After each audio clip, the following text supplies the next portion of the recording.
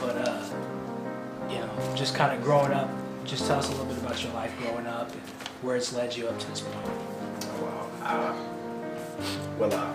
I kind of grew up in a single parent situation. You know, I've had a dad in my life, but my dad was in the military and kind of off doing his thing, even though he was constantly in our lives.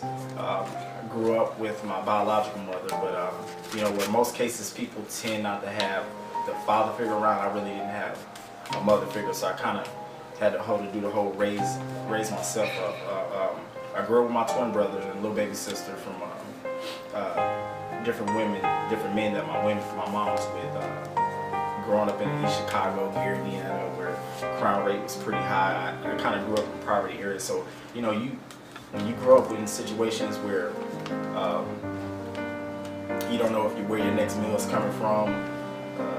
You know, I dealt with the violence, dealt with the gangs, you know, and all the other nonsense. You tend to look for a release. So I kind of looked at acting as a release because a lot of times I didn't want to be the person that I was living. You know, especially when it was times you didn't know if you were going to see the next day. Later on, now I have a family of my own. I have 4 beautiful kids that I cherish. You know, life has taken me on a lot of journeys. I've served my country for 11 years. I've been overseas a couple of times. Life is good, even through all the bad things. Life is good. So you. Okay. So tell me a little bit about your character. Your character's name is Mike, right? Yeah. Okay. Mike is I guess the foundation of the family. He's the breadwinner, the successor, the father figure, the grandpa. He's the one that's kind of, I guess, forefront and leading the family.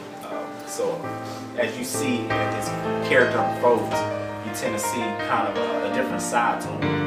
The side that you see when he was back in the day, the side he becomes as he becomes successful, and the point where he needs to go back to when his wife is looking for something. Awesome. So he tend to have a more, I guess, more upbeat lifestyle, even from when he was a young man up until the point of being successful and now having his own family. And it's funny because I can see how potentially I can relate to that in my own life and how a lot of men relate to that.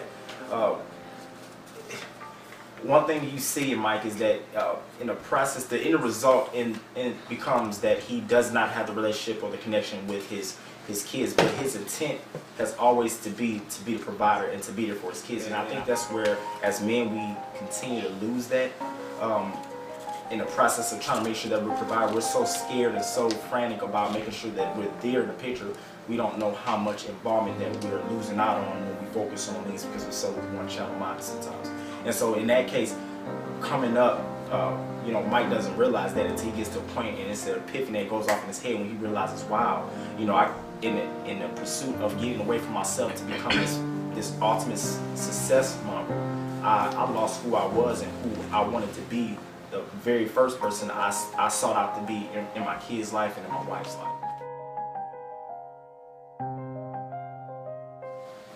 You know, I don't know, man, he's just, I guess where we click or where we connect to is that he's that guy that feels like, you know, I can take on the stress of the whole world. I can handle that. God's giving me that gift of enduring that kind of stress.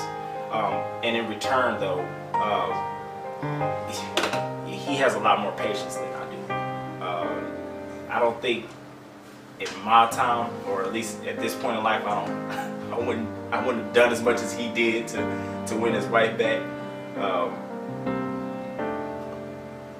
But I can definitely see how a lot of men can relate to